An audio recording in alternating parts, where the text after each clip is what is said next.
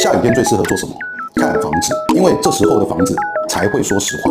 今天来跟大家分享梅雨季节看房子的4大重点，让你买得开心，住得安心。很多人下雨天不想要出门，但是你知道吗？雨天其实是看房子的黄金时机哦，因为只有下雨天，房子才会说出平常看不出的秘密。第一个，看社区附近的区域排水的状况，记得亲自社区走一圈，看一下附近的马路会不会积水，或者是排水不顺。如果一下雨就积水，就表示地势可能比较低，未来下大雨就会很麻烦。第二个，看屋内会不会积水，漏水是购物纠纷的第1名。最基本的，看看墙壁有没有水痕、掉漆、发霉，甚至是壁癌。特别注意窗边、天花板、冷气口，很多房子外墙裂缝平常是看不出来，但是雨天就现形了。第3个，看车位的排水设计，地下室车位的排水系统千万不能忽略，车道是不是比马路高，排水沟通不通，有没有设置防水闸门，这些都关系到你的车子